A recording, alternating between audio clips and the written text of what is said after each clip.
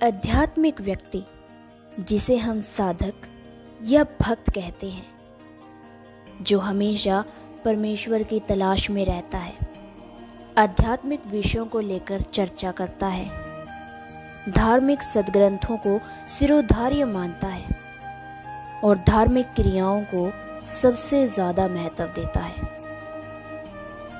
आज हम बात करेंगे भक्तों के बारे में।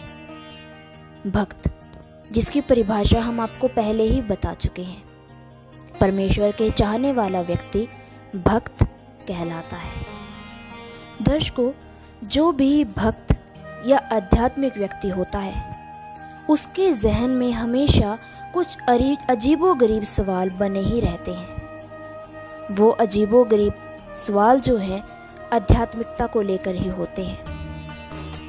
मुख्य रूप से हर आध्यात्मिक व्यक्ति, हर भक्त यही सोचता है कि परमेश्वर कौन है, परमेश्वर कहाँ रहता है, परमेश्वर किसने देखा होगा, परमेश्वर का साक्षात्कार हमें कैसे होगा, क्या परमेश्वर हमें कभी मिलेंगे, वह कौन सा लोक होगा जहाँ पर परमेश्वर रहते होंगे, क्या हम उस लोक में कभी जा सकते हैं।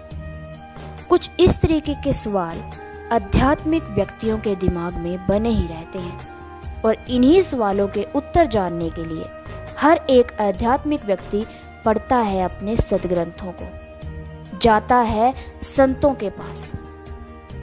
संतों की शिक्षा से वो अपने इन सवालों के उत्तर जानने का प्रयत्न करता है और इसीलिए भारतवर्ष में संतों की लोकप्रियता प्राचीन काल से चली आ रही है, क्योंकि जितने भी धार्मिक व्यक्ति हैं सभी परमेश्वर के विषय में जानने के लिए संतों के विचारों को, उनके प्रवचनों को ही आधार बनाते हैं। लेकिन दर्शकों, अगर साधक को कोई संत ही उल्टा भ्रमित कर दे, कोई संत ही उन्हें परमेश्वर के विधान के विपरीत बता दे, उनके सवालों के उत्तर उन्हें गलत दे दे, तो साधक आध्यात्मिकता के मार्ग पर आगे बढ़ने की बजाय बहुत पीछे हट जाता है। जैसे ही साधक संतों के पास जाता है, उनके विचार जानता है, उनके द्वारा बताई गई क्रियाएं करता है, अगर साधक को उन क्रियाओं से लाभ नहीं होता, परमेश्वर का साक्षात्कार नहीं होता, तो कई साधक निराश हो जाते हैं और आध्यात्मिकता को छोड़ नास्तिकता की तरफ बढ़ने लगते हैं। इसीलिए भारतवर्ष में भी अब नास्तिक लोगों की संख्या जोर पकड़ने लगी है। लेकिन परमेश्वर का विधान है कि परमेश्वर की भक्ति को बचाए रखने के लिए हर युग में कोई ना कोई तत्वदर्शी संत अवश्य आता है, जो कि परमेश्वर के संविधान से, परमेश्वर के विधान से परिचित होता है, परमेश्वर का नुमाइंदा होता है। हर एक युग में वो संत केवल एक ही होता है। वर्तमान समय में भी साधकों के लिए यह बहुत बड़ी खुशखबरी है कि भारतवर्ष में एक अवतार आ चुका है, जिसे हम कल्याणकारी संत कह सकते हैं, जिसे कि हम दुनिया का तारणहार कह सकते हैं, जो कि परमेश्वर के विधान से परिचित है, सभी सद्ग्रंथों का ज्ञाता है, एक आध्यात्मिक संत होने के साथ साथ एक समाज सुधारक भी है। वह संत आप जानकर और ज़्यादा खुश होंगे कि वह संत भारतवर्ष में है। जी हाँ, भारतवर्ष में वो संत इस वक्त मौजूद है और उसके ज्ञान का डंका पूरे विश्व में बज रहा है। उस संत की पहचान उसके ज्ञान से है। अन्य संतों से बिल्कुल भिन्न विचारधारा है।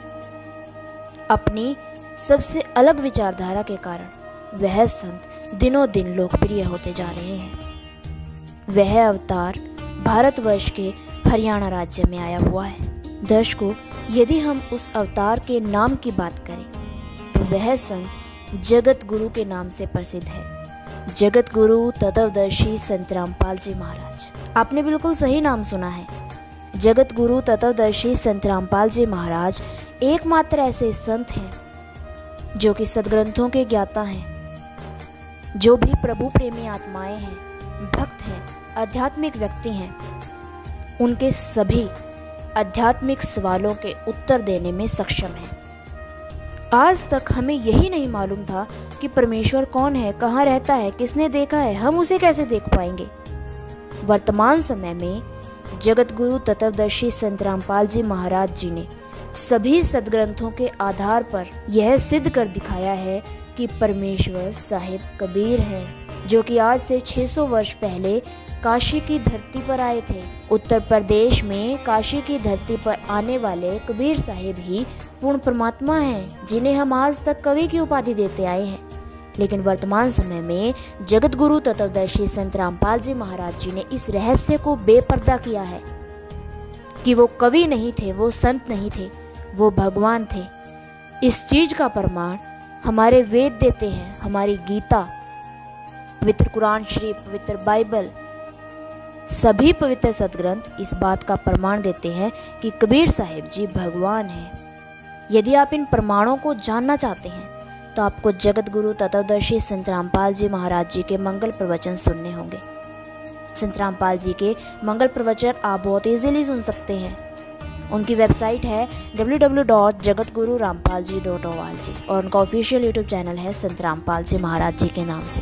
आप सर्च करेंगे तो आपको टॉप में ही संत रामपाल जी महाराज का ऑफिशियल यूट्यूब चैनल देखने को मिलेगा, जो कि अभी आपको स्क्रीन पर भी दिखाया जा रहा है। दर्शकों, अब आप सोच रहे होंगे कि इतने संतों के होते हुए भी भारतवर्ष में इतने संत हैं और उनके अनुयायियों की संख्या भी लाखों में है, वो भी बहुत प्रसिद्ध है, लेकिन हमने संत रामपाल जी को ही तत्वदर्शी संत क्यों कहा? दर्शकों, इसका भी उत्तर जान लीजिए। दर्शकों, सर्वप्रथम तो संत रामपाल जी महाराज पर बहुत सी भविष्यवाणियां हुई हैं। दुनिया के सबसे प्रसिद्ध भविष्यवक्ता नास्त्राडमस, फ्लोरेंस, कीरो आदि जितने भी प्रसिद्ध भविष्यवक्ता हुए हैं, उन्होंने संत रामपाल जी महाराज जी को लेकर जो भी भविष्यवाणियां की हैं वो संत रामपाल जी महाराज पर खरी उतरी हैं। दूसरा सबसे बड़ा कारण, संत रामपाल जी महाराज का ज्ञान प्रमाणित है, ठोस है, शास्त्रों पर आधारित है।